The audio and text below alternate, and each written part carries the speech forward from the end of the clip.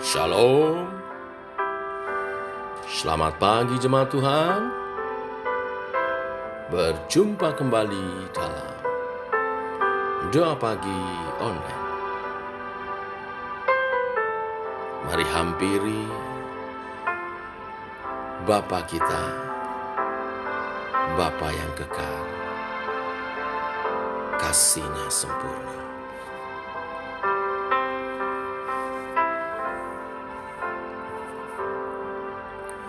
Kasih yang sempurna telah ku terima darimu, bukan karena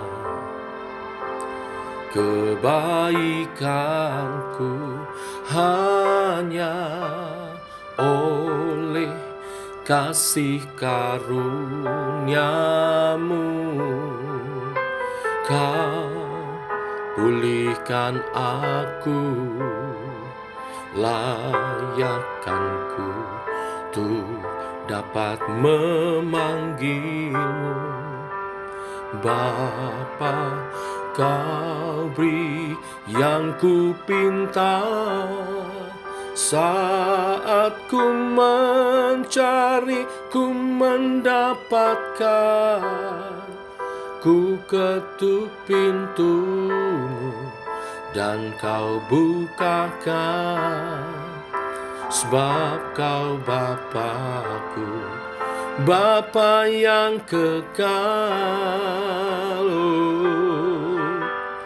Takkan kau biarkan aku melangkah hanya sendirian.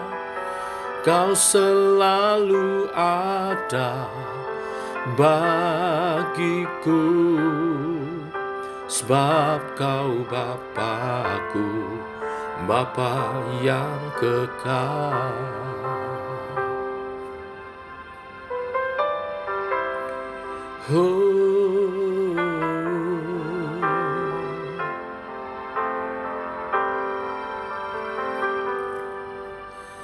Kasih yang sempurna telah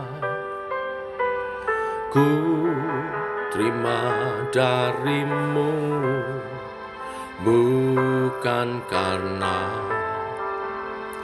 kebaikanku, hanya oleh kasih karuniamu. Kau pulihkan aku, layakkanku untuk dapat memanggilmu.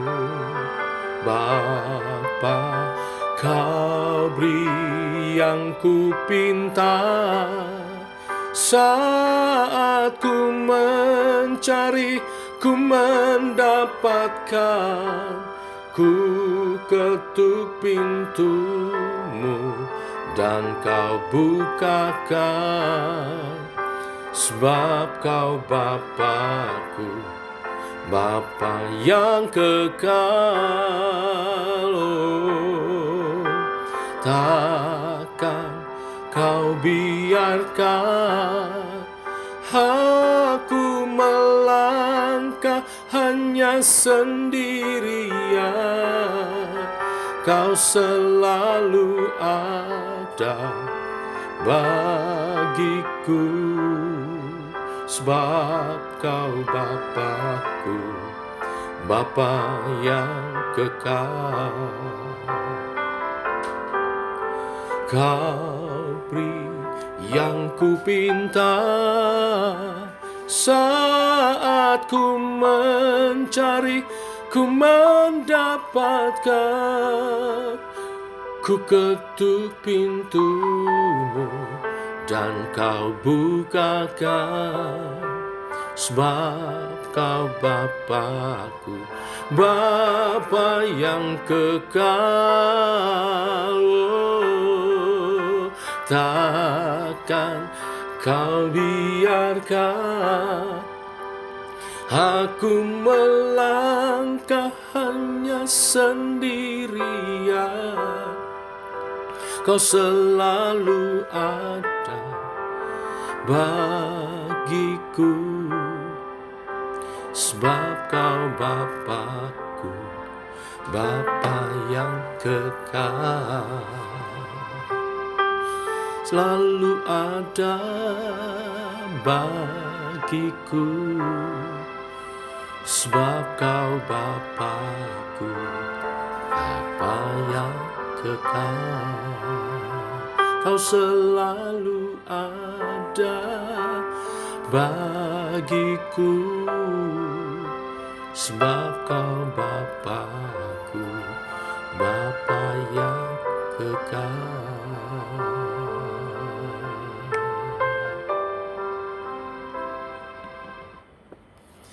Demikian pengakuan kami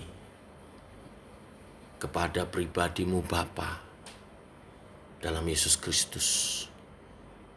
Kasih-Mu yang sempurna, pengorbanan-Mu, kuasa-Mu menyatakan Engkau Bapa yang kekal, Allah Maha Kuasa, Allah yang layak kami tinggikan, kami sembah atas seluruh hidup kami.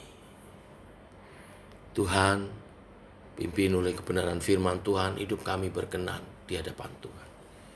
Terpuji nama-Mu Tuhan. Dalam nama Tuhan Yesus kami berdoa. Amin. Bapak Ibu, kita lanjutkan renungan firman Tuhan pada pagi hari ini. Ibrani pasal 13 ayat 1-3. Demikian firman Tuhan. Peliharalah kasih persaudaraan. Jangan kamu lupa memberi tumpangan kepada orang, sebab dengan berbuat demikian, beberapa orang dengan tidak diketahuinya telah menjamu malaikat-malaikat. Ingatlah akan orang-orang hukuman, karena kamu sendiri juga adalah orang-orang hukuman. Dan ingatlah akan orang-orang yang diperlakukan sewenang-wenang, karena kamu sendiri juga masih hidup di dunia ini. Amin. Bapak Ibu, dalam rangka memelihara kasih persaudaraan, penulis kitab Ibrani memesankan kepada kita untuk kita yang pertama memberi tumpangan, yang kedua ingat kepada mereka yang sedang dalam kesulitan. Di sini disebutkan orang-orang hukuman yang mungkin karena permasalahan mereka harus menanggung sebuah konsekuensi yang membuat keadaan mereka tidak baik. Ya.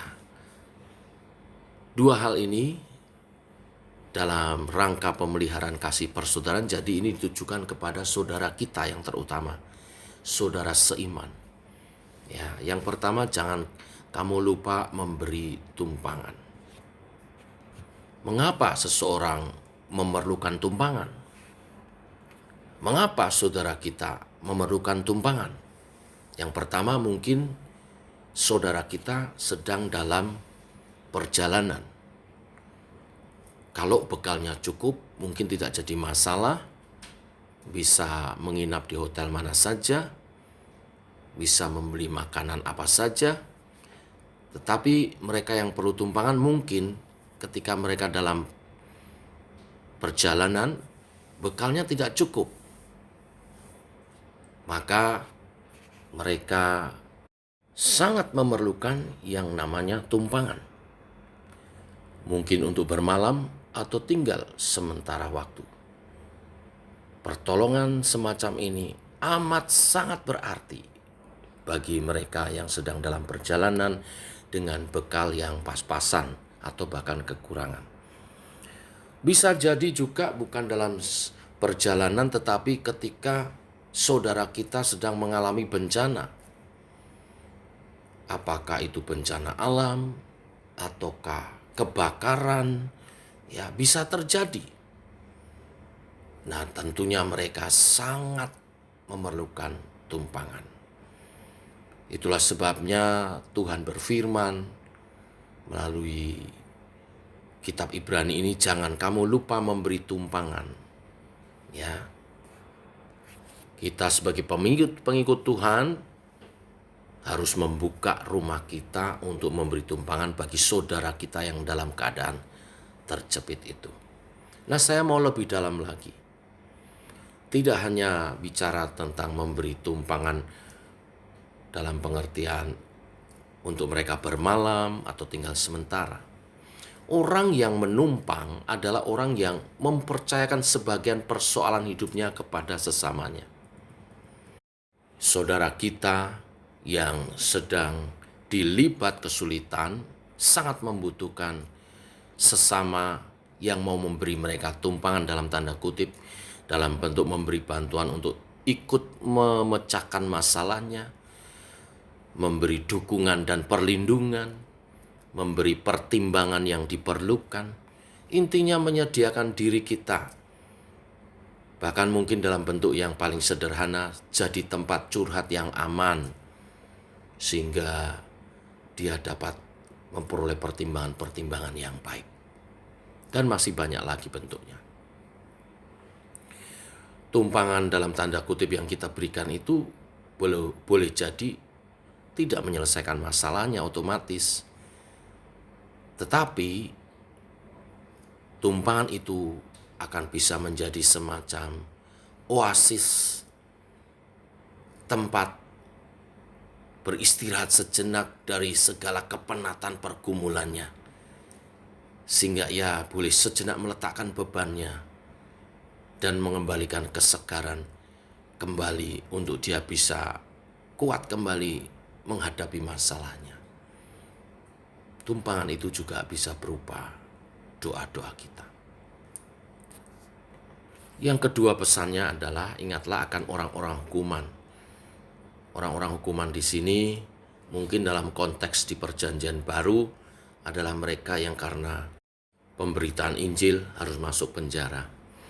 Tetapi tidak hanya itu, banyak orang yang sesungguhnya orang baik, saudara kita tahu orang baik, tetapi karena keadaan mereka ada dalam hukuman, mereka ada dalam kondisi yang sulit, maka kita harus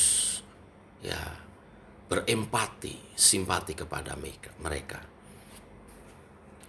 Jangan karena saudara kita sedang dalam pergumulan masalah atau memang sedang dalam tindakan hukuman, lalu kita menjauhkan diri, tidak mau mengenal. Kecenderungan yang jelek adalah ketika seorang dalam masalah, maka orang sahabat-sahabatnya meninggalkannya. Tapi ketika diberkati, sukses, semua mendekat, bahkan orang yang jauh pun mengaku-ngaku jadi saudara. Bapak Ibu jemaat Tuhan, itu bukan nilai kita. Nilai kita adalah nilai kasih persaudaraan yang murni dalam Kristus.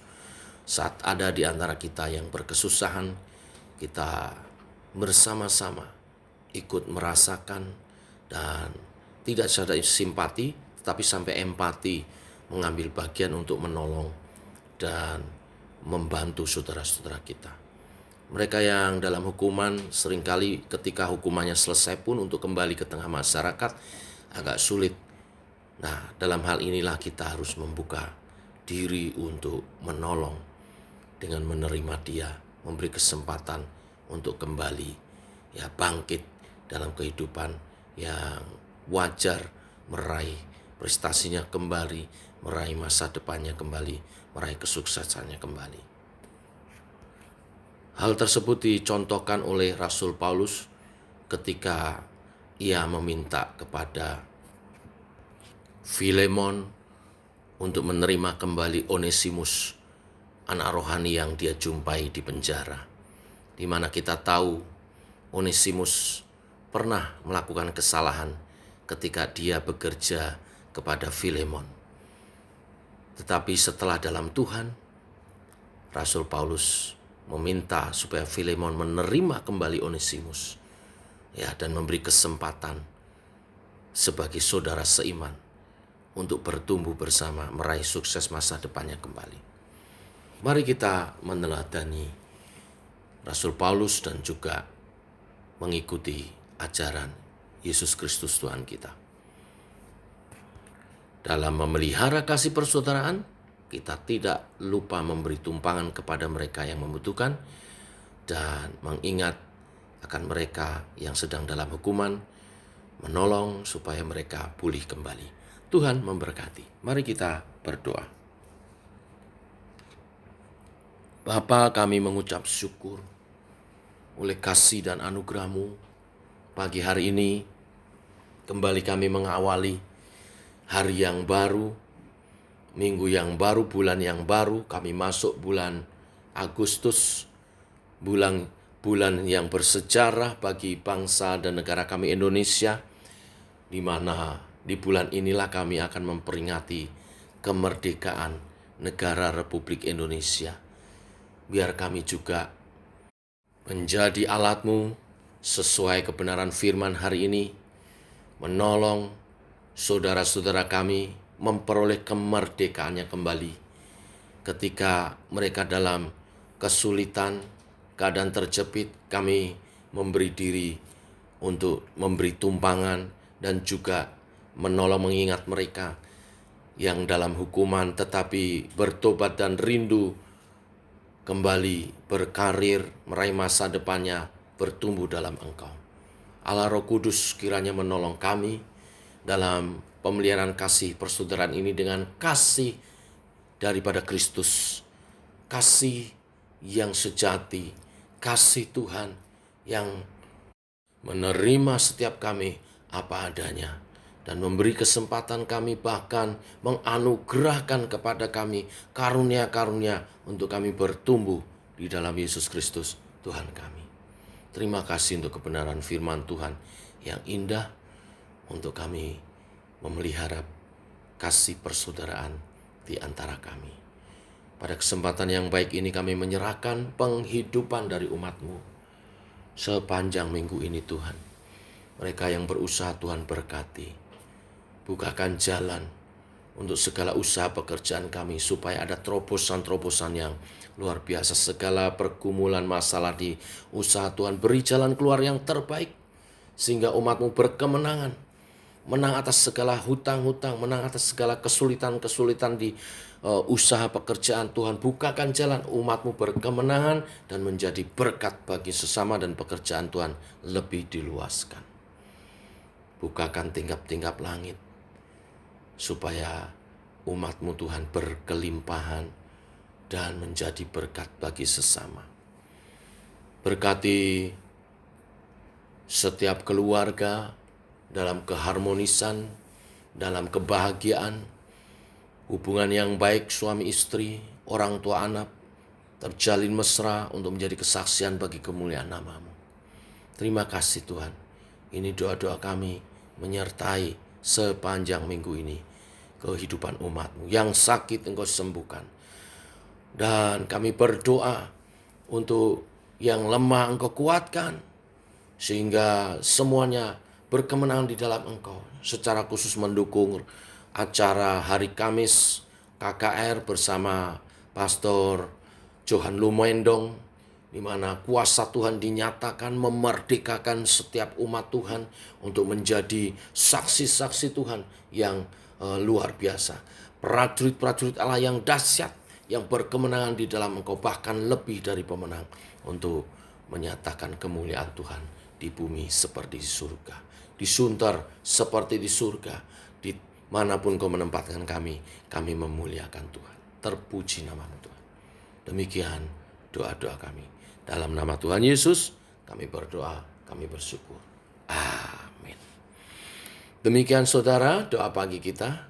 Selamat pagi, selamat berjalan bersama dengan Tuhan. Salam sehat, tetap semangat, shalom.